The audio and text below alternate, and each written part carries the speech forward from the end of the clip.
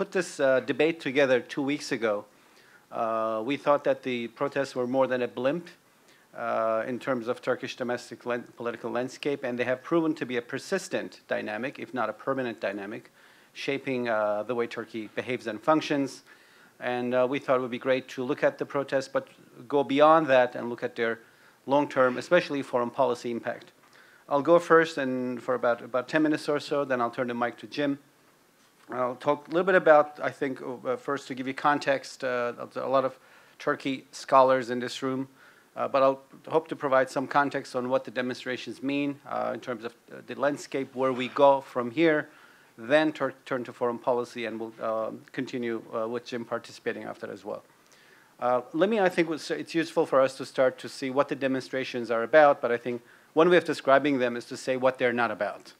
What they're not about, I think, is this is not about this is not about a slipping in popularity of the governing party, Justice and Development Party. Support for the AKP, the governing party in Turkey, which has been in charge for now about 11 years, remains solid. Opinion polls show that about half of the Turks continue to support this party, and the other half does not. That has not changed. So it's not as if political blocks have shifted in Turkey. That has remained a constant. And what the demonstrations are not about, this is also not about Turkey's usual Islamist versus secularist game playing on the streets. That's not what the demonstrations are about. That's not what the fault line is. What they are about, though, I think, is you're seeing a new dynamic, which is the emergence of a secular, liberal, leftist, middle-class voice on the streets. And these are not necessarily overlapping categories. In this regard, I think this is a new voice on the streets, and it is transcending Turkey's traditional secularist Islamist divide, but it is mainly a protest movement led by secular Turks, although it is not a secularist demonstration per se. What they're about is also, I think these demonstrations are strictly, again, transcending the usual divide of Turkish political landscape. In my view, they're really about quality of democracy. They're really about demand for not seeing democracy as just a system of winning elections, but also building consensus, participatory democracy, the idea of reaching out to civil society groups. As you know, the protests were sparked by a sit-in that was organized to save a downtown park from being converted into a shopping mall. So the driving force, the leitmotif, was the environment and respect for urban space. That, I think, in itself is unique, that this is a Turkey now in which, a core issue that can mobilize hundreds of thousands of people is the environment. That is new about Turkey as well, and that is, in my view, the rise of political demands of the middle class in a country. In this regard, I think the AKP is perhaps a victim of its own success. The party has implemented sound policies in the last decade, created a majority middle-class society in Turkey. According to 2010, about 55% of the Turks were classified as middle-class citizens. This is the first that this is a majority middle-class society in history. By the end of the decade, about 80% of the country's population will be classified as middle-class. And in my view, this middle class is now making some very middle-class demands. That includes respect for the right of assembly, right of association, government through consensus, freedom of press, urban space, and the environment. And in this regard, this is new. As I said, this is what the demonstrations are about, and this is probably a dynamic that's going to stay. Whether or not this round of protests fizzle away, we will see these demands voiced in future incidents by this new middle-class dynamic. Another reason why I think the demonstrations are important is because, surprisingly, the secular, liberal, leftist, middle-class groups that have taken to the streets have found out that they can do this and they can sustain it. They've realized that there's not just a few hundred of them, there's not just a few thousand of them, there are hundreds and thousands of them, and not just in Istanbul, but across the country. So that's the first surprise, the finding strength in numbers. Second, realizing that social media helps them organize effectively, quickly, and sustain demonstrations when issues rise. And I think the role of, some of you have seen editorials run by various US papers that criticize how the demonstrations were missing from Turkish media in the beginning, though they were prominently displayed in social media. I happened to be on one of these social media websites, really happened to be because it was late on Friday. It was incredible to see how, in about a couple of hours, the only message on all social media websites was the following, that there was a government crackdown on the pro-environment sit-in, and people were called to go to Taksim, which is the big square, to voice support for the demonstrations. For about 3 hours, that was the only message on the websites. And I think this kind of shows you the penetrative and organizational force of social media.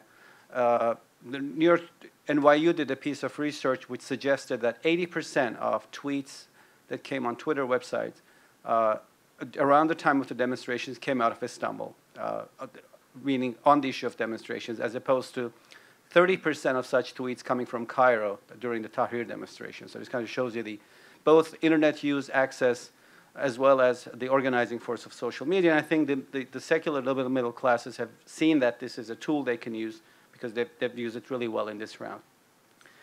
Finally, I think this is not more than a blimp, the idea of the demonstrations, that it is perhaps a persistent force, if not a permanent force of Turkish politics, because the demonstrators have found out that they have wide support outside of Turkey in public opinion in their favor.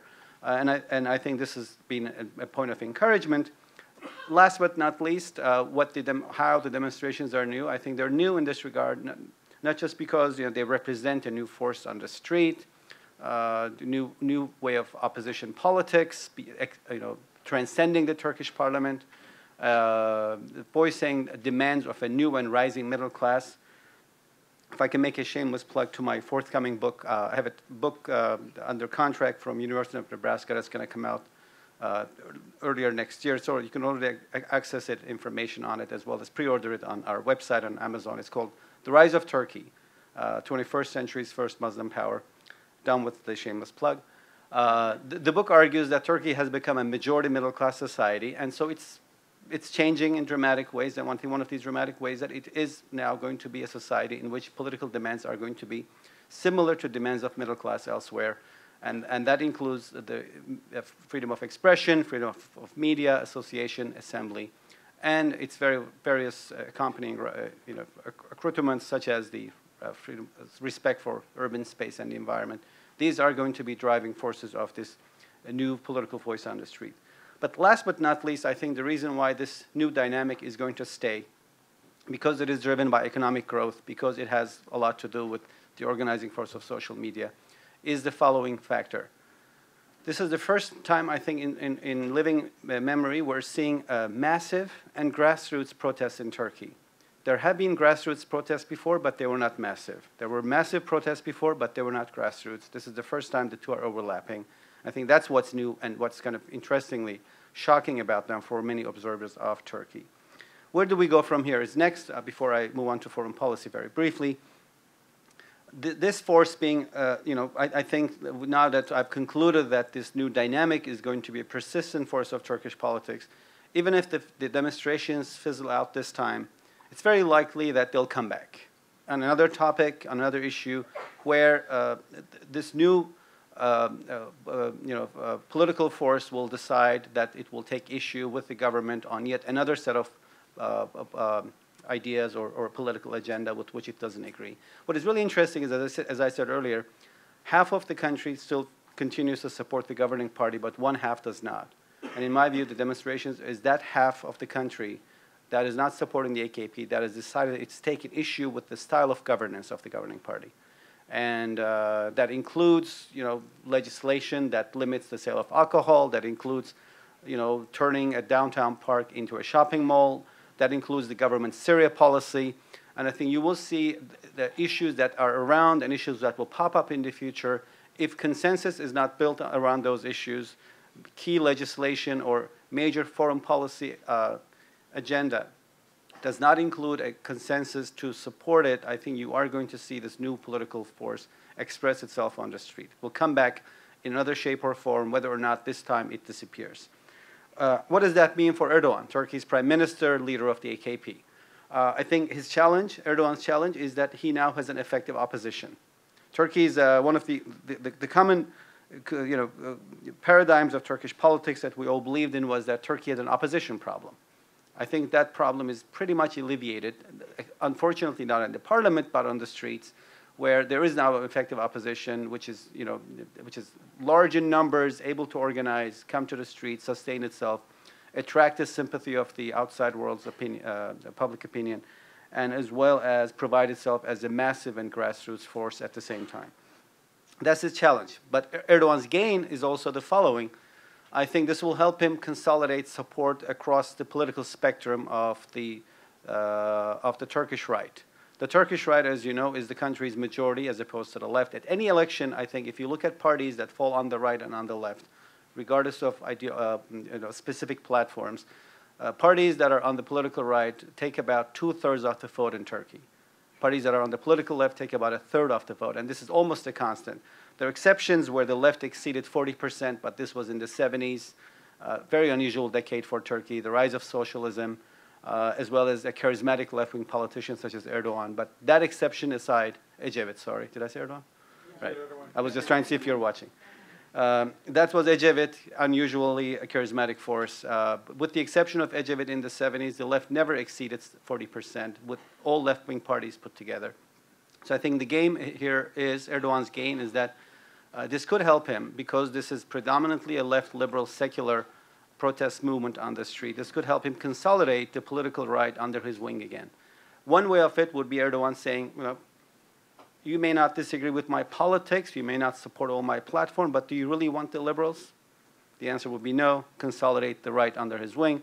Second, I think the participation of radical groups in the protest movement, includes communist and violent groups, has actually scared away the center right back to the fold of the governing party, including the pro-business liberals on the center right. And I think that will be a challenge, that will be a gain for Erdogan as he will consolidate further support on the political right. At the same time, I'm not suggesting that he will get 2/3 of the vote, that will be the entire political right, but he will probably build a stronger base and will at least prevent splinters, as people were thinking would happen in the broad camp that we call AKP, now that many in the AKP will be aligned more strongly under Erdogan's leadership. Finally, I think this makes foreign policy a very interesting area for us to look at, because in many ways, building a right-wing political base will include turning to some issues with a nationalist fervor, and with a fervor that will appeal also to the party's Islamic base. What that suggests is the following. I think that the European Union will become a punching bag of Turkish politics in the coming year. Not that it is an effective force on Turkish politics, given that accession talks with Turkey have not led anywhere. Turkey and Croatia started accession talks with the European Union at the same time in 2005. Croatia is going to join the European Union this month. In fact, if not joining the 13th, I believe. Are we past the 13th? Today? Today. It's probably today. Right, there you go. I may be wrong on the exact date, but it is joining this month, perhaps even this week. Turkey's accession is about 200,000 years away because it has concluded about 1.5 pages of 200,000 pages of acquis communautaire, EU's legislation that accession countries have to implement. It really is about, I did a lecture for the Air Force, and I said, they have concluded about 1.5 pages of 200,000 pages. One of the majors took out his Air Force calculator. He punched it, and he said they need 200,000 years to do the remaining 199,998.5 pages. So the EU is not an effective force, and I think Erdogan will therefore take advantage of that to turn the EU into a punching bag. Relations with Israel, I think, will suffer, normalization with Israel, rather. They'll go on turtle steps. Slow down, but not that the process will collapse, but really slow down from now on. Relations with Turkey's Syria policy will suffer, in the sense that I think because it can become a divisive issue, and as I suggested, many issues from now on can become divisive, and it will matter that they're divisive because Erdogan's veto-proof majority in the parliament is not going to be enough for him to pass through legislation and foreign policy moves, because now he'll also have to deal with an opposition on the street. And that opposition will take on many issues, from alcohol legislation to Syria policy.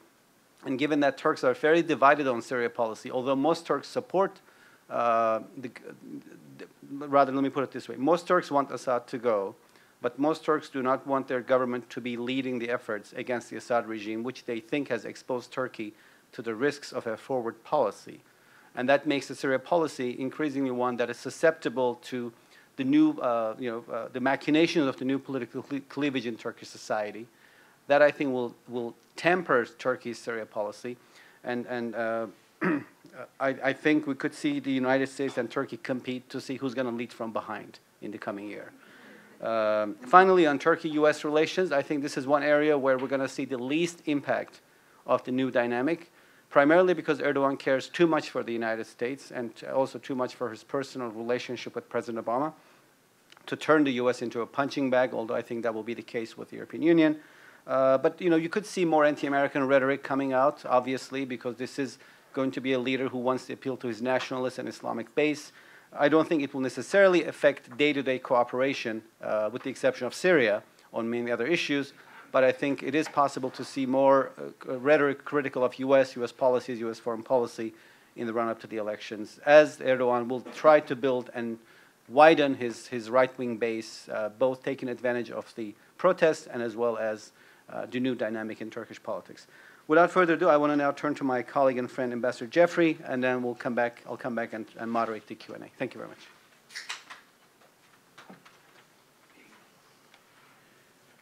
Thank you very much, Soner. It's always difficult to start off by saying I agree with everything that's come before me, but in fact I do, because we do share views.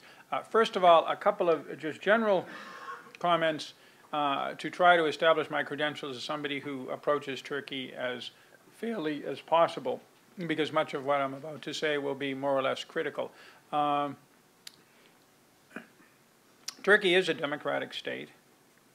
At least some of the demonstrators, particularly the violent demonstrators from the left-wing groups who we know well from the past in Turkey and we know well from the past in Europe and occasionally in the United States, the G8, the G20 demonstrators in Seattle and elsewhere, do violently challenge the state. The state has a legitimate right to go after violent demonstrators. The state also has a right, after a week or so, to clear out the biggest thoroughfare in Istanbul, its largest city, which is Taksim Square. A lot of what's going on is the tone, the political posturing, and the statements that are coming out of the government, rather than some of the actions of the government. The government is still trying to find a solution to Gezi Square. We have yet another ultimatum, but these ultimatums have come and gone, they've slipped, and the protesters are still in the park itself, Gezi Park.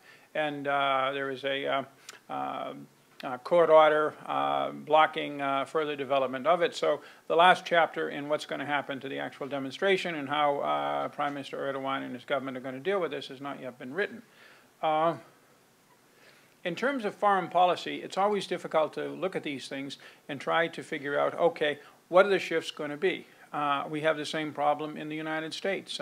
Those of us, and there aren't many of you who look like you're old enough, but I certainly am, remember the late 1960s and the early 1970s. Then all of the cool kids were at Woodstock and the March on the Pentagon and going clean for Gene and demonstrating against Nixon. Right, and in 1972, Nixon won 49 out of 50 states. So we got to be careful about these perceptions, because our tendency is going to be to always be on the side of the cool kids.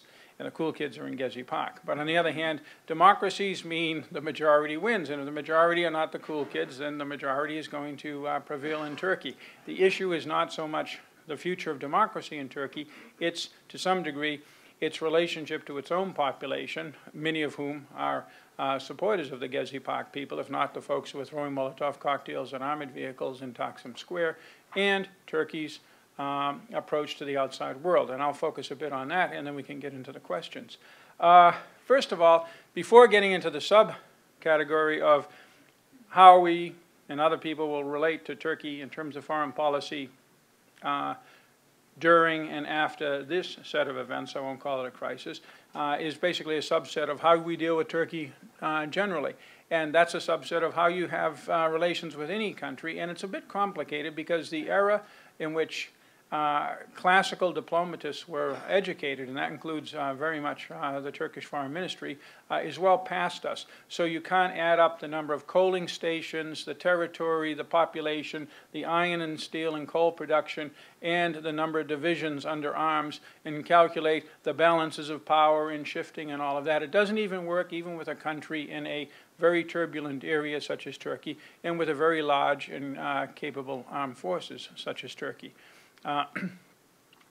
Turkey's role as a foreign policy partner of NATO, of the European Union, and of the United States, the West generally, is based upon both its concrete contributions, beginning with its geographic position and its relative stability compared certainly to the rest of the region, and its diplomatic, military, and economic relationships. So I'll touch on those a little bit. But by and large, my conclusion is the Turkey that we will see a year or two from now and our relationships with it is going to be very similar to the Turkey we saw and dealt with and had relations with a year ago, despite what has happened. In fact, what has happened might have, and here Soner and I can get into this a little bit more, Turkey might even look more like the Turkey of a year ago, 2 or 3 years hence, than before these demonstrations, because the demonstrations might, as one possible effect, I wouldn't predict this now, but it's something people have to look at, might clip the wings of the effort to create a new presidential republic through a constitutional change with Prime Minister Erdogan becoming the president. There may be a constitutional change, but it may not go as far as possible or far as hoped because of these developments. We don't know yet, but that's something to consider. But nonetheless, I'll hold with my conclusion that the Turkey a couple of years from now is going to be pretty much like the Turkey we dealt with a year ago.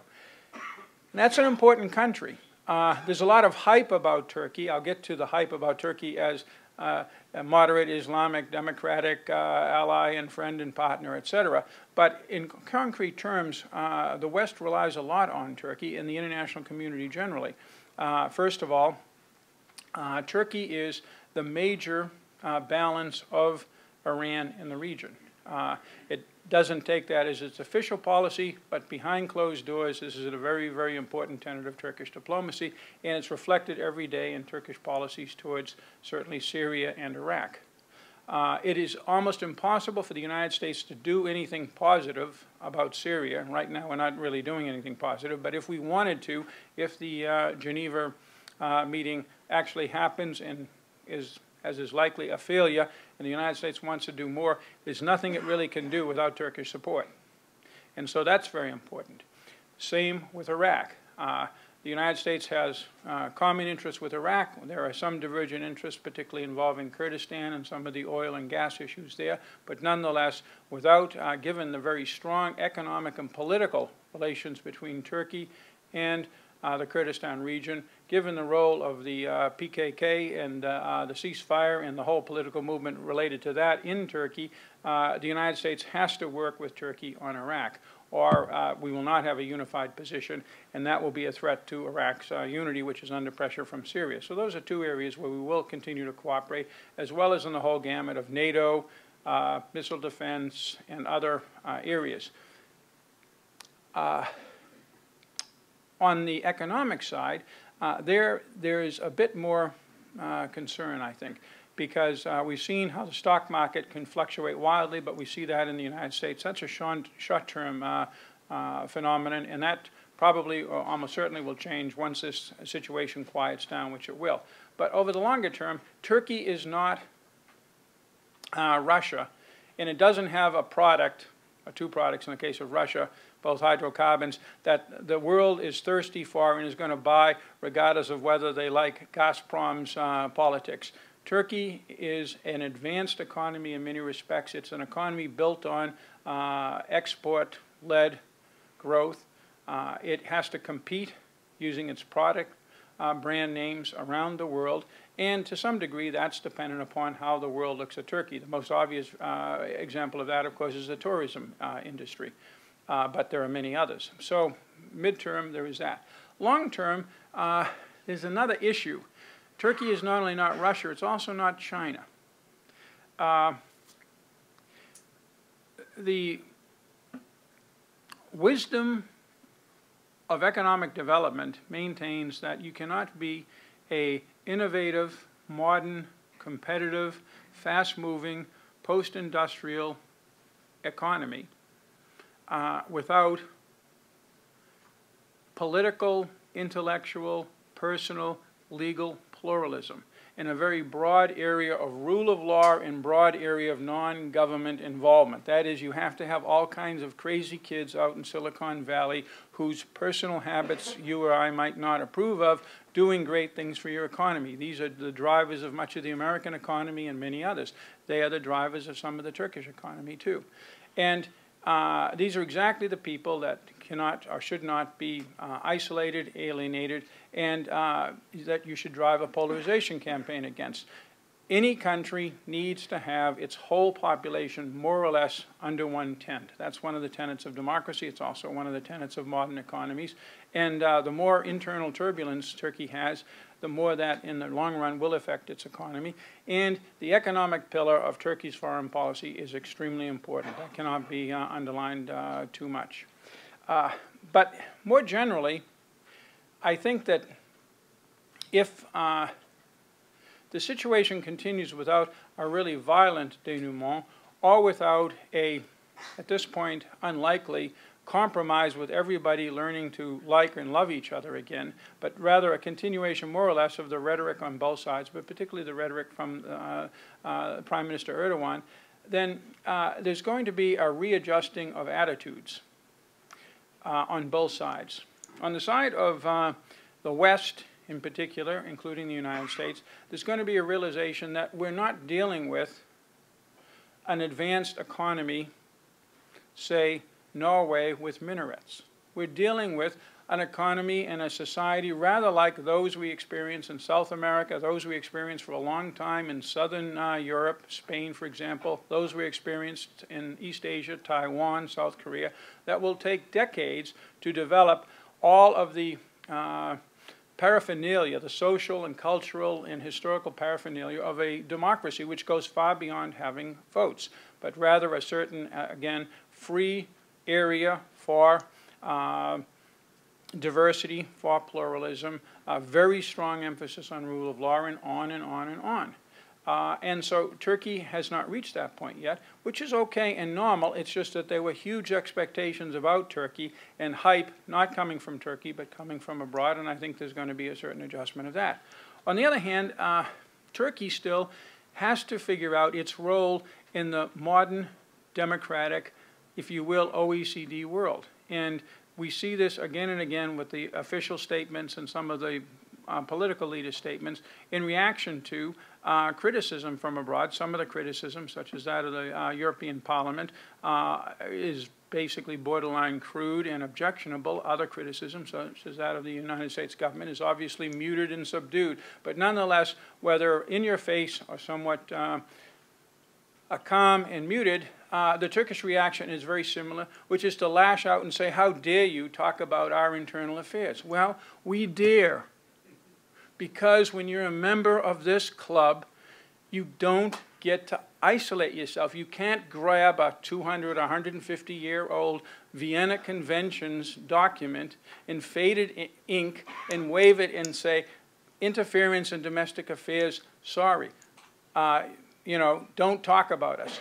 We do, and Turkey talks about us all the time. It is not hesitant about complaining about American minorities doing this or doing that against Turkey or taking other positions, and that's good.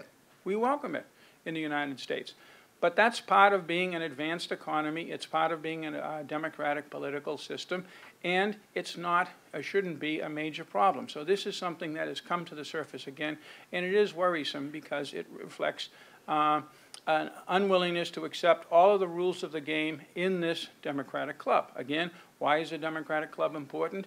Partially because Turkey's in the middle of an extremely unstable region. I would say far more instability now than 5 years ago, and its ties to NATO manifest on the ground by a NATO anti-missile radar in the east of the country and NATO Patriot batteries in the south of the country is quite significant. Just as Turkey contributes enormously to NATO, it is a tremendous security consumer from NATO as well. So that's important, and thus the relationships between Turkey and the outside world, where it gets most of its security and where it still does most of its trading other than hydrocarbons, is very, very important. So I'll leave it at that. What can the U.S. do? I think from my standpoint, being out of the government now, and thus being fair to criticize the government, open to criticize the government, I can also be open not to criticize the U.S. government. And I think the U.S. government has handled itself quite well up to this point. It has to speak out when it sees not so much billy clubs against demonstrators and water cannons. It can see that in Berlin every May 1st. But rather, some of the tone in which the demonstrators are all thrown in one supposedly violent, looter, criminal, outside element, foreign spies kind of category. This is troubling to the United States, and the U.S. government has spoken out against it, and it will and should continue to do so.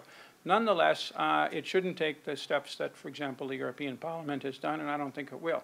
But there is a place for President Obama, who has an extraordinary personal relationship with Prime Minister Erdogan, to try to work with the Prime Minister quietly behind the scenes without any record to point out different ways that Erdogan could approach, if not only the demonstrations, at least how he categorizes the demonstrations. This is really hurting Turkey, how it is categorizing the demonstrations. At the end of the day, folks, take a look at the Blackstone pipeline. Democratic leaders trash environmental movements all of the time for the greater good of the society. That's why we have democratic elections. That's why we have democratic systems. The question is how you categorize what you're doing and under what circumstances, whether you do it in a way that advances the rule of law and advances the democratic level of a society and of a culture, or whether you do it in a way that polarizes the community. And what we see now is polarization of the community. So I think that it's very important for Turkey in its in the outside world's view of it to realize that it can move forward. I mean, if Prime Minister Erdogan wants to do a referendum, and if the majority of the people think that Gezi Park should become a historical artillery fortress, then that's the will of the people. And people have to adjust themselves to that. But again, it's the way that people go about this that is causing the concern around the world, and particularly among Turkey's most important trading and military allies. So I'll stop there. Thank you.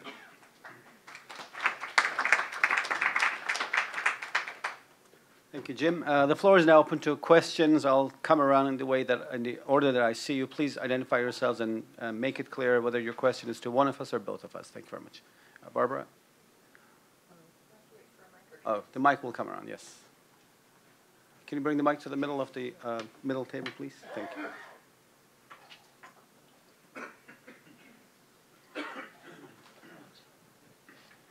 Thanks, Soner. Barbara Slavin from the Atlantic Council and almonitor.com. I wanted to ask more about Erdogan and what's going to happen to him. There have been some others within the party who've made more moderate statements, Abdullah Gül among them, the deputy prime minister. Is there any chance that he will step aside for one of these other figures? Do you have any sense that he realizes that he went too far? Is it just that he can't admit it in public? Or is this really, you know, what we see is what we get? Thanks. But I will add to it from one point. Well, actually, I'll start. I think you hit the nail on the head about the cool kids when you said he went too far. I don't think he thinks he went too far. I think you think he went too far. I think, with a few more caveats, he went too far, but I'm not so sure he thought he went too far, and I'm not so sure a majority of the population thought he went too far, and that's all that matters in a democratic system in the end. I'll just chime in also. I think Erdogan's strategy is different than Gül's strategy. Turkish President Gül, who's a former AKP member but who resigned from that party because the constitution says the president cannot have a party affiliation, is nevertheless considered to be a significant voice in the AKP. He's probably considered to be the second person in charge of the AKP, if not actually in that position. Gül has risen above the fray. He's proven himself as a statesman, suggested that democracy is not just winning elections, it is about building consensus, really speaking out to the demands of the demonstrators who take issue with Erdogan's style of governance that they see as kind of straitjacket conservatism, a view of democracy that does not take consensus building into consideration. And Gül has suggested that that should not be the case. What does that suggest for the future of AKP politics and Prime Minister Erdogan's position in that? I think it strengthens AKP's support base, as I argued, because Erdogan is going to use the demonstrations first to, not that I'm comparing countries and political movements, but I think in a way in Egypt when the Salafists emerged, the question was, do you really want these radicals or do you want the Muslim Brotherhood? In Turkey, it's the opposite. The question is, do you want the liberals or do you want the AKP? And I think this is going to appeal to the broader center-right base of the party, which is conservative, does not like all of Erdogan's policies necessarily, but would rather have him perhaps than the liberal left. So I think that's one area where support for the party is going to consolidate. Foreign policy, populism will help Erdogan build further support, especially on the European Union and neighboring countries. I think you'll see that populism emerge. But it doesn't mean that Erdogan is going to step aside. I think he's basically the architect of this policy. It's his reaction to the demonstrations that I think is going to strengthen the AKP. The question is, what does that mean? And this is very speculative, because elections are next year, and so much could change between now and next year. Assuming that they were this year, right now, it would probably mean that Gül has become a stronger candidate for presidency than before because he has proven to be a statesman. Erdogan has become more of the AKP guy because that's how he's identified in the public eye. So I think the assumption right now is that Erdogan will run for presidency, Prime Minister Erdogan will run for presidency in the July 2014 elections, and that there will be an inversion. So Gül might, the assumption before the demonstration started is that the inversion could be one whereby Gül would become Prime Minister, Erdogan become president. Now, it looks, as again, this is speculative, it's still a year down the road, but it looks as if Gül has a stronger chance as a president, as a non-partisan figure that rises above the fray, and Erdogan is more identified, even more with the AKP and its policies. So it makes the AKP stronger, but it perhaps lessens Erdogan's chances of a direct presidential run that would require him 50% plus. His party received 49% in the last elections. There are no indicators that support for the AKP has dropped, but there are also no indicators that support has increased. So it could be risky for him. I'm not sure if he wants to take that risk, whereas polls suggest that Gül is widely popular, that he could easily receive 60% or so of the vote. That includes many non-AKP voters who would probably vote for him. So I think it's an interesting alignment. This could strengthen the AKP, but it will also probably strengthen Gül, who seems to be a winner of the situation. If things hold as they are, as I said, by a few months, a lot could change, but ultimately, I think this is how it looks right now. Yes. I have Steve Larrabee, and then I have Rafi here, and then the mic will go around the table. Yes. Soner, I'd like to, I won't say take issue, but I'd like to comment in a slightly different perspective on what the protests mean, and then follow up with a question. First of all, I mean, I do agree that the issue of the middle class is. All right. I do agree that the middle class issue is an important one, and that is one of the important features of the protest. But it does seem to me that there is really no coherent group that explains these protests. There are, I would say, three groups that are important. One was the kind of middle-class youth, which, in fact, has been a beneficiary of many of Erdogan's policies, but does emphasize much more individual rights and is concerned about the constraints on their daily life. A second group is I would call them the marginal leftists. Not very important, but they are very vocal. And then the third group, I would say, is the secularists. But as you said, this is not an event that reflects the traditional divide in Turkish society. I think that the three reasons for it. One, I think, is simply the lack of a real opposition party. And that has meant that what you have is a one-party system. The AKP has won the last three elections, each time with higher percentage of the vote. And I think that this is leading to a great deal of unease that goes beyond the secularist. And the second then is related to that, and that's Erdogan's personality and his style. And you know, if you look back, at the beginning when the AKP came to power, there were other voices who acted as a kind of constraint on Erdogan. But since Gül's elevation to the presidency in 2007, that deprived the AKP of an important voice, and other voices have been kind of marginalized. And I think what you're seeing is a concern about his growing autocratic behavior and authoritarianism, and people are worried about that. And that's what I think the presidential issue is so important, because I think that too has got people, quite a few people worried, not just secularists, but some people even in his own party, that a change from parliamentary system to a strong European-style, French-style executive would concentrate, in the view of many, too much power in the hands of the presidency without, and weaken the remaining checks on executive behavior. And when you add Erdogan's personality and his reaction to the protest in this, then I think you see that there's a larger, more important social growing unease. Now then the question is, let me just be going on. So if you, about the long-term repercussions, I think depend on how Erdogan handles this. If he makes some tactical adjustments and shows more openness and transparency, I think he'll weather the storm.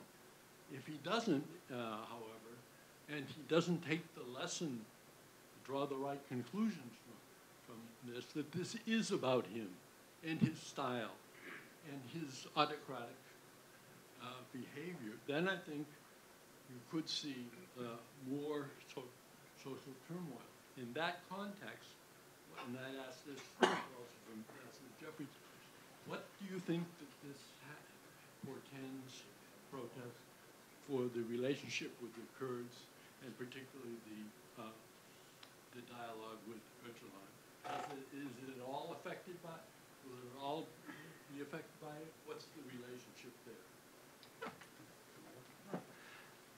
From my standpoint, but Soner may have a different one, because that gets very much into domestic politics. I think that absent a serious, the Kurdish outreach, which Erdogan tried once while I was in Turkey, and it didn't work very well, and he was undercut not only by much of the BDP party, and not to speak of the PKK, but even a lot of people in his own party were very, very upset about this, and the two other parties, the CHP and the MHP, were absolutely locking arms against it. So he eventually had to pull back. He's more successful now, and basically has gotten Öcalan to climb on board to some degree. But it is interesting that the BDP and Öcalan have come out in favor of the Taksim Square, the Gezi Park protesters, and Soner and I were talking about this, and basically the BDP and the Kurds are probably going to find themselves, as in the past, as probably on the center-left side of Turkish politics. So whether in the long run this will be a strengthening of the Erdogan coalition from 50 to 60 or 60+%, I'm not sure. I think, though, that unless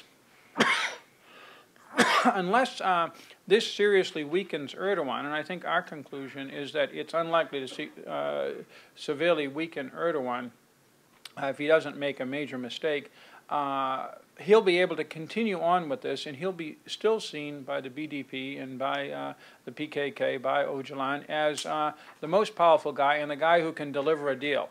only if it looks like he no longer has the juice to deliver a deal, I think, would they pull back. And right now, I think that he's still in the driver's seat. But, you know, anything can happen.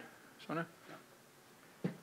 Yeah, thank you, Stephen. Good question. The Kurdish issue and peace talks with the PKK. How, you know, since this is a new dynamic in Turkish politics, what impact will the demonstrations and, you know, our conclusion that this is a persistent dynamic, what impact will this persistent dynamic have on talks with the PKK?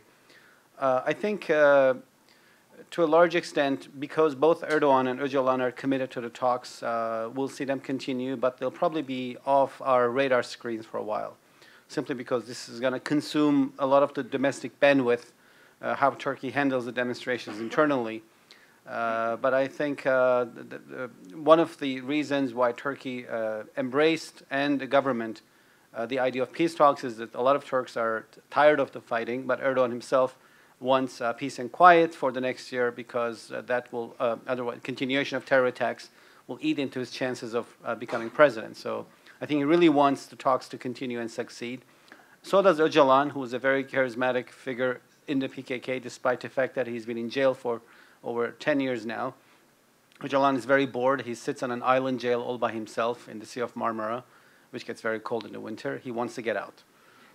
That's not the deal, obviously, but he wants to get out under some sort of a deal. People are saying, what if he's in a house arrest in 3 years? And a lot of people are saying, if there is no PKK in 3 years, people really care that he's under house arrest. It could well happen. And I think he will use all his influence over the organization to deliver quiet for the next year so that talks won't collapse. And I think, as Jim suggested, nationalist Kurds, including those in the BDP, and even the PKK camp, can be considered, when you strip them of the violence element, they are part of the Turkish left, when you look at what they stand for, their values and ideology. So I think in these demonstrations, it was not shocking, therefore, that there were PKK flags on Taksim Square, and there were BDP demonstrators. Though it was also interesting that they were more prominent in the beginning, and then they kind of pulled out, I think, because the others did not want the demonstrations to look like they were, you know, in favor of the PKK.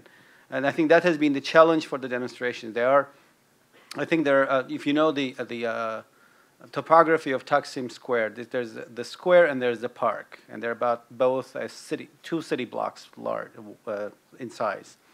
The demonstrators and the protesters in the park are mostly, as Stephen suggested, this is a diverse group. They're mostly middle class, mostly youth. These are liberal secular Turks. The square was taken over by radical groups. Not in the beginning, but let's say into the second week of the demonstrations. And that kind of gave the government the ability to cast the entire movement as a radical one. But I think now that the government has taken back the square, the protests in the park continue, and so we're back to where it started.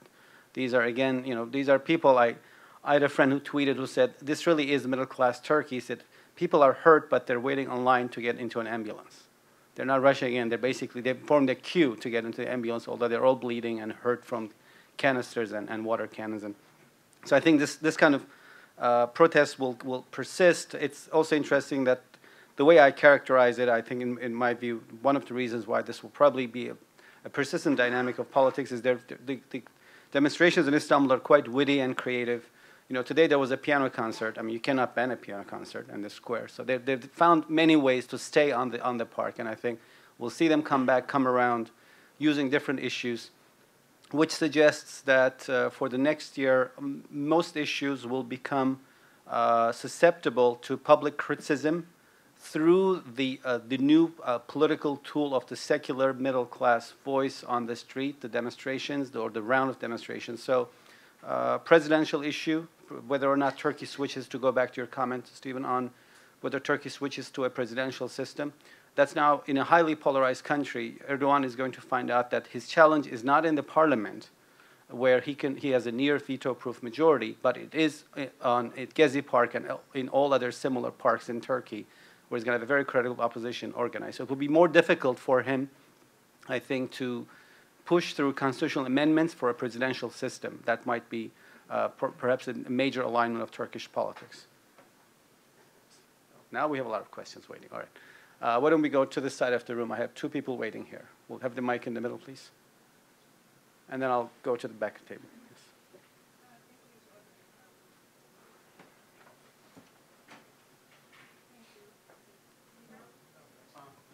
Thank you to both of you. My question is, what do you think the perspective of the Turkish military is about what's going on? I know there were some reports that they were distributing gas masks to the people. I don't know if that was correct, but do you have any idea what they might be thinking or doing or saying, if anything? Take the other question also, yeah.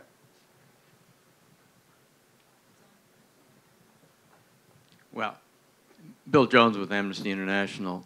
I was a little concerned, if maybe I didn't hear right, that with Ambassador Jeffries pretty much dismissing the excessive force used against the demonstrators by saying it happens in Germany all the time. Am I correct in this?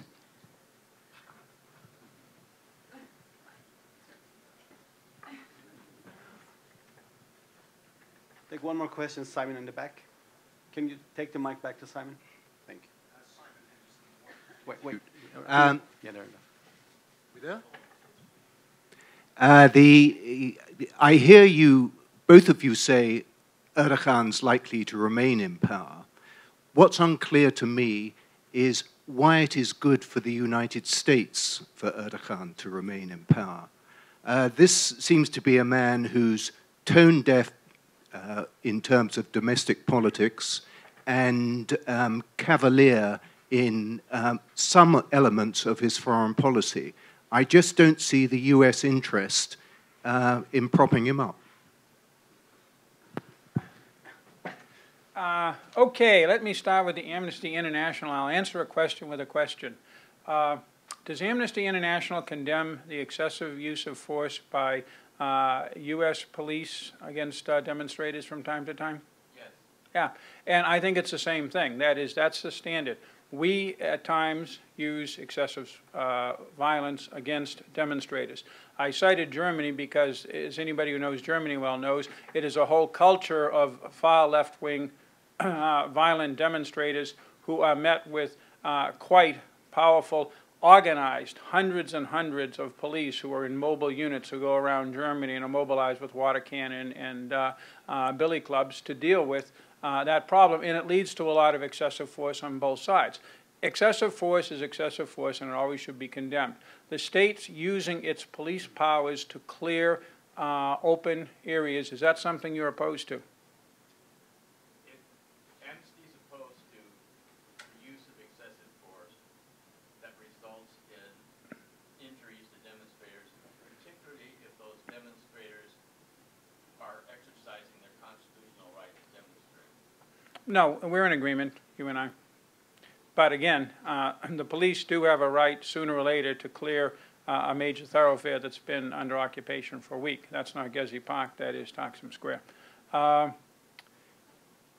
In terms of my colleague Simon's question, again, shucks, I just think that having spent much of my life carrying out policies in which the United States decided which government was good and which government was bad, and trying to carry out, sometimes on the ground, sometimes in the midst of war, those policies, we need to take a step back and kind of question,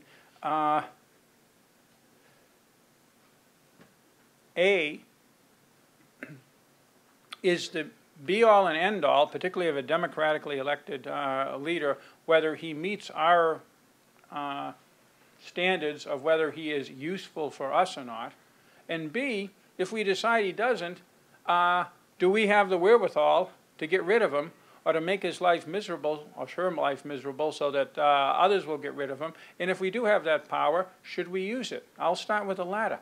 I'm really reluctant in the case of almost anybody short of Assad at present to try to read what's going on inside a society and decide that society, and even our relations with that society would be better if we could push these three buttons in that order and make him or her go away.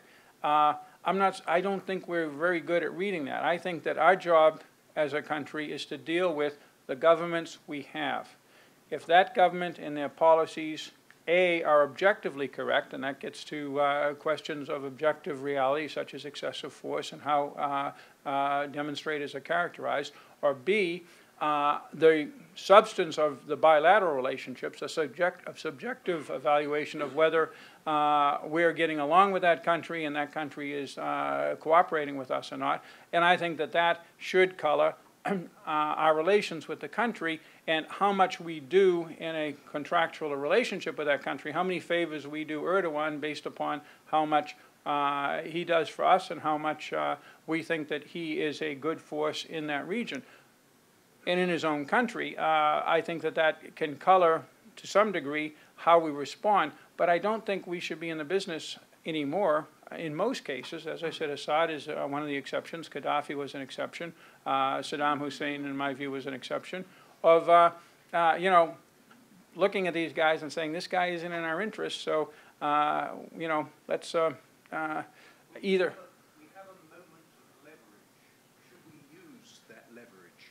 Yeah, but this is where I'm not sure we have a moment. I mean, first of all, if we had a moment of leverage, I'm not so sure we should use it, partially because of the unforeseen consequences. When you got 93,000 people dead, and the tendencies are probably 2 or 3 times that pretty soon, I can see us violating this little Jeffrey rule and going in and trying to do something about it. But we don't have any, we have only a couple of people dead in these demonstrations, and our assumption is that this is going to work itself out in one way or another. So I'm not so sure that even if we had the leverage, we should use it. But I'm not so sure we have the leverage because I don't see Erdogan necessarily as weakened by this. And most importantly, I don't think he sees himself as weakened. He is a very clever politician. And while I would argue that some of his own instincts are authoritarian, frankly, I've yet to meet a major leader, with a couple of exceptions, who isn't in his or her heart more or less authoritarian. Others, some hide it better than others. But I think that he feels that what he's doing, as Soner pointed out, will help him solidify his base and possibly expand it. He may be wrong, but I don't think that he feels that he is weak. I think that that could change quite quickly if he makes mistakes and if this thing continues to dig in and spread and he starts getting, and there's been some indications of this in polls, a little bit of erosion in his own base. But so far that hasn't gone very far, and until it does, there is no leverage for us to use, even if we were to use it. And if we did try to use it, you know, the problem is, and we can see this with the international community's writing off of Assad 2 years ago, don't go after someone if you're not sure that you can live with the consequences, particularly of that person surviving your effort to topple or to modify his behavior or her behavior. So I'll leave it at that. To add on to Jim's comments on you know, our U.S. role or whether or not there should be a U.S. role, I think the White House statement on the demonstrations was one of the most critical statements of a U.S. ally, NATO ally, ever issued. It did voice strong support for the right of assembly, association, and freedom of the press. But I want to actually look at the question on the role of the military. I suggested in my presentation that this is unique, the demonstrations, that's why they'll stay around, because it's the first time it's grassroots and massive. You know, we had grassroots before, it wasn't massive. We had massive before, it wasn't grassroots. And usually when it was massive but not grassroots, they would be linked to the military 1990s demonstrations against the Islamist Welfare Party, in which the military had a role to organize. They did later on turn massive, but they did not necessarily start from grassroots up. This is unique in the sense that the military has been entirely absent, as has been the case in Turkish politics for now about half a decade. Its role has been recalibrated, reconfigured. It is fully subject to the civilian authority. And it's very interesting that there were no calls, obviously, as one did not expect them to be, for the military to take any role in this regard. And I think this is, therefore, another sign of this new Turkey rising, in which it is driven by whatever Stephen earlier suggested that this is a very diverse group. I agree. You know, it includes Kurdish nationalists and women's rights activists and middle-class voters and you know, secular upper class, secular middle class, Alevis who are mostly lower class. So it's class-wise, it goes across the society. Ethnicity-wise, it goes across the society. It really is a trans-Istanbul phenomena. It's not just the Istanbul metropolitan Turks rising up also. But one thing I think that unites everybody's demands, with the exception of the few radical groups that got in, is this is a protest movement that demands respect for individual rights. I think that's why it's very middle class in my view, even though not all participants are middle class participants. It basically tells the government, you might have won the elections, but you still need to listen to us. And that represents half of the country which hasn't voted for Erdogan. That's why I think Erdogan might have, AKP might be the winner of the process, but Erdogan might not be such a strong winner because his desire to become president is now more susceptible to the machinations of this new deeply polarized and evenly split Turkey. Now that he has cast himself as the voice of one half of this country, as opposed to Gül, who was more and more rising as a statement. But things could change ultimately. It's a very, I mean, who guessed that we would have these demonstrations in Turkey only a month ago? No one. Who guessed that the massive sit-in would turn into Turkey's most massive grassroots demonstrations ever in history? And I think they could very well go in different directions. It's fair to assume that they'll stay around as a dynamic. That's why I think it's important. They'll come back on the issue of Syria. They'll come back on the third bridge, on the new airport. Whenever the government, I think, carries out massive construction projects, people will take issue with it. The environment will be a driving part. The environment is a leitmotif. It's not what this is about. What this is about is can a government which wins successive majorities that represents half of a country continue to dismiss the views of the other? And I think that other half is saying, please listen to us. And I think whether or not Erdogan does that, obviously, will shape his position in the coming years. Let's take the mic to the back of the middle table. I see there are 4 hands waiting there. We'll do that round before we end up here. Thank you. And please identify yourself. Hello? Thank you. One question. Make sure to identify yourself, please, and tell. Larry Smarin, Hudson Advisory Group. The question, I have a question and a quick statement. The question relates to what's in it for us, the U.S. Can you give us, at the risk of psychobabble here, can you give us a background on where the bond between Obama and Erdogan came, how it developed, why by 2009, when he made his first trip abroad, he went to Turkey first before Egypt. Where does that bond come from? And is it strained by the events going on now? Is it going to be further strained in terms of foreign policy with, call it pivot, call it rebalancing, or move to Asia in terms of what Turkey and Erdogan are undergoing in terms of the pressure with Syria and the failed no problems foreign policy? Secondly, quickly, and just to hail to the person from Amnesty International, despite my gray hair, I was once a young person like everybody else. And I know what it's like to get beaten up by a policeman, by the Alameda County cops when I was at Stanford University. I know what it's like to get tear gassed when they were at a peaceful demonstration in Madison, Wisconsin. When I saw those young people on CNN Tuesday, my heart went out to them. The kind of guts that took to face tear gas, at least they had masks. We didn't have masks. We didn't have anything. Trust me on this, tear gas hurts. It burns. There's got to be an alternative to crowd control and turning it into a police riot. I think we went through that, but I think we've outgrown that 40 years ago. What I saw was violence against the peaceful mob, at least initially. Trust me on this, don't get tear gassed. It hurts, it burns your skin, it burns your eyes, and those poor people, they're not going to forget that. But let's go back to the foreign policy question. Let's move the mic around for are there other questions there, please? Yes. Hillel Fradkin of the Hudson Institute. I want to, my question follows on some earlier remarks you made, especially Soner, but also Ambassador Jeffrey. But it focuses on how Erdogan goes forward. What do you think his strategy is, both politically and rhetorically?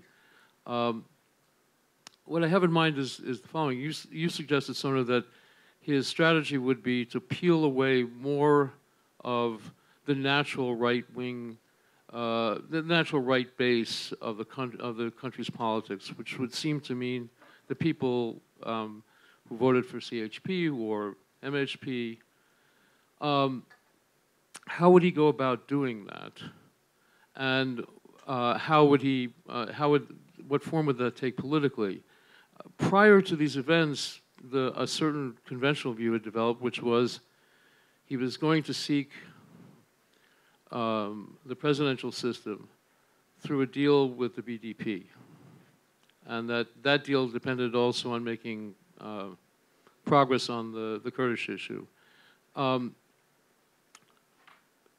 Does he now just pull back from that, not necessarily the Kurdish issue, but the attempt to get the presidential system altogether and try to run for another term as Prime Minister? That's been suggested the last couple of days that he would change the party rules, in which case he would be going towards an election in which he might follow something of the kind of objective that you described. The other thing I wanted to rephrase also another question, if I might, Simon's question. I don't know if the issue, there are two kinds of questions, or several kinds of questions that could be, or possibilities that could be raised by the question of, you know, what we want to, what kind of support the United States wants to give to Erdogan. At the extreme, yes, sometimes this government, the United States, has sought to have a leader removed. But I think the more practical question is how much one expects from Prime Minister Erdogan at this point. There's since 2009, there's been the notion on the part of this administration that Erdogan can play a very, very big role on behalf of the United States in the region, that we could afford to lead from behind because there was someone who could lead from the front, and that leader had both command of his own house and command of the region. And these events suggest, plus other things, that's a questionable assumption with regard from the point of view of our interests. Right, great. There was one more question at the end of the table, so why don't we take that also? Yes, sir. A quick question about the role of the media. My understanding is that they have been basically emasculated, censored, and if you're going to have a democratic Turkey, doesn't that include an active role of the media? Right. Was there one more question there? Yes. And then we'll wrap up. Doug DeGroat, EIR. Two things. One is there's relatively high unemployment amongst the youth. What effect does that have on the ability of the demonstrators to build up to the force they've built up? That's number one. And on the Syria question, Erdogan and Turkey didn't start this thing. To what extent is Erdogan trying to, by calling for the downfall of Assad and so on, just trying to influence subsequent or post-Assad developments inside Syria, so it doesn't end up like Libya?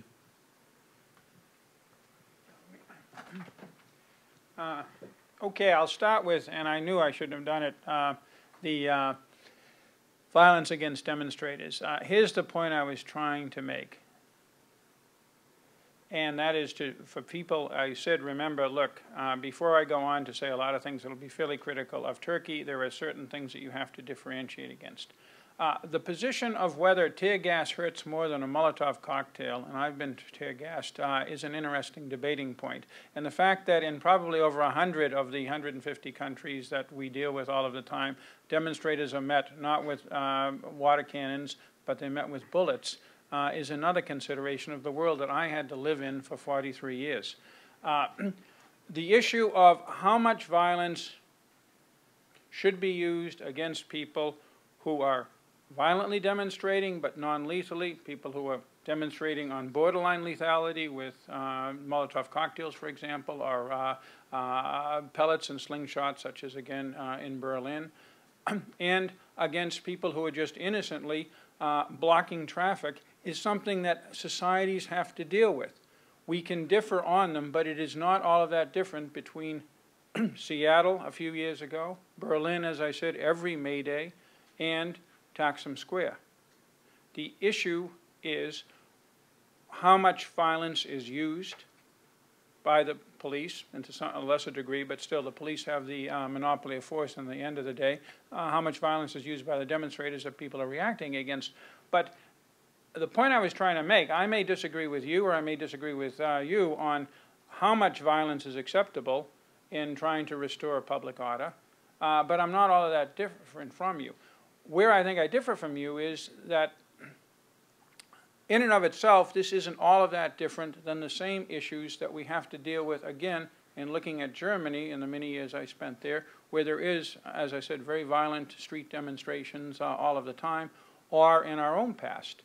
And the Turks look at the criticisms that they've gotten, and they think, gee, this is double standards. Erdogan made a mistake by saying 17 people died, I forget, in the demonstration in the United States. It was wrong. Nobody died. But the point I think he was trying to make is, look, you know, they use water cannon in Germany. They use truncheons in the United States. That's all I'm doing. Now, that may not be true because he may be using or authorizing more violence against people who normally we would use that violence against than we would have under certain circumstances. But again, we have a very violent history in that regard.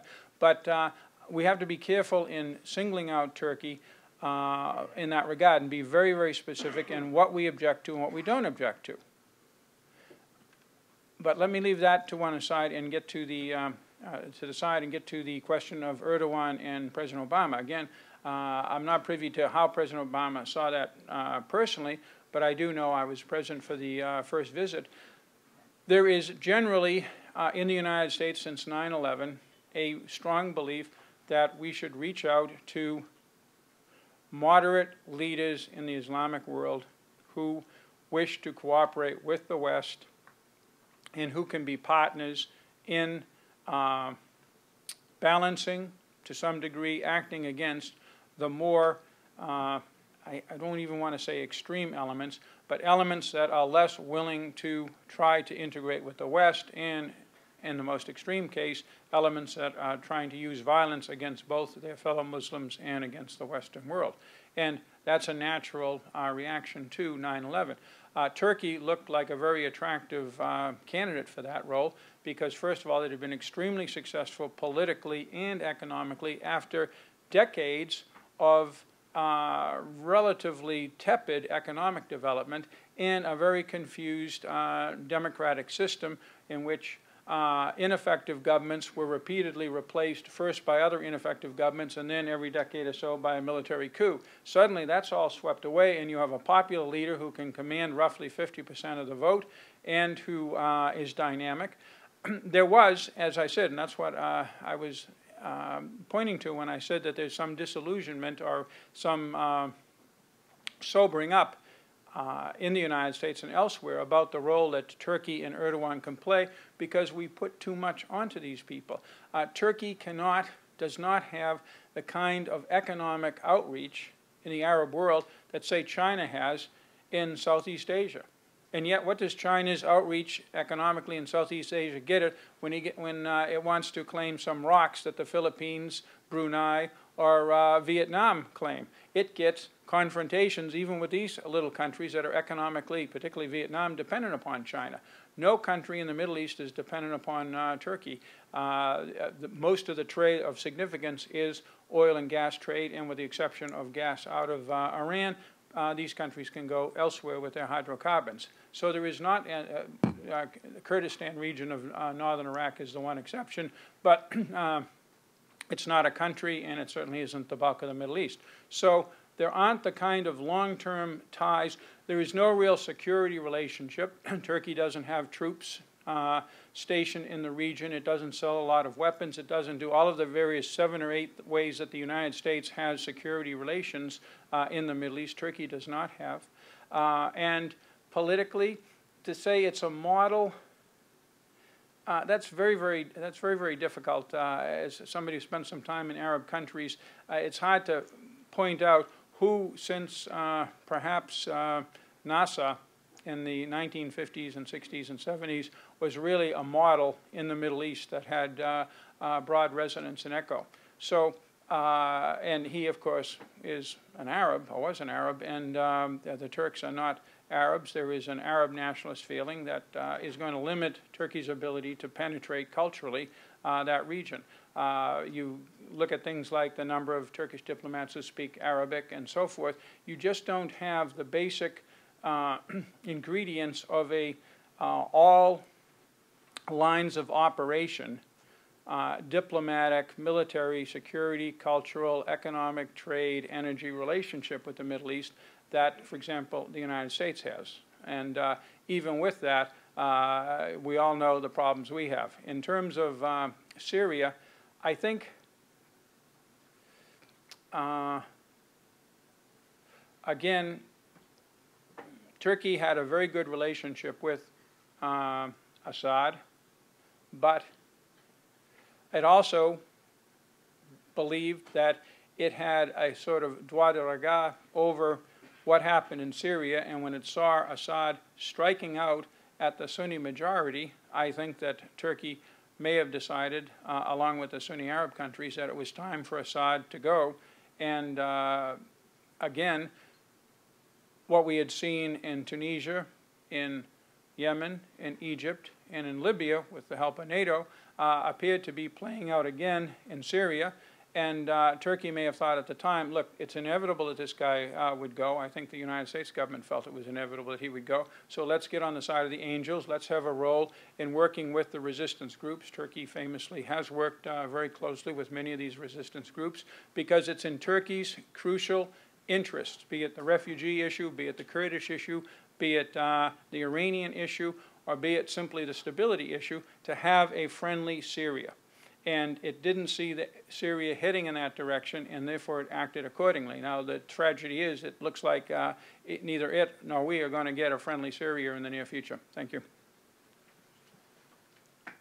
Almost out of time, and we need to wrap up, so I'll do a quick swipe at some of the questions my friend Ambassador Jeffrey hasn't touched on. One of them is the issue of the role of the youth in the demonstrations, which came up a couple of times during the conversation. That's important for a number of reasons. You know, we expect the youth to be in demonstrations. That's a given in most countries. But at the same time, they're an organizing force. They're very effective. They're the people who go back to the streets. And that's really interesting. A friend of mine, I was talking to some journalist friends on the phone earlier, said, so what is the composition of people who are on the park after the crackdown on this square? He said, you know, basically doctors and teachers and lawyers who show up, and college students who show up every day after work and, you know, wait and protest, and then they go back home. They say, well, we have to go and sleep because tomorrow I have a court case to show up for.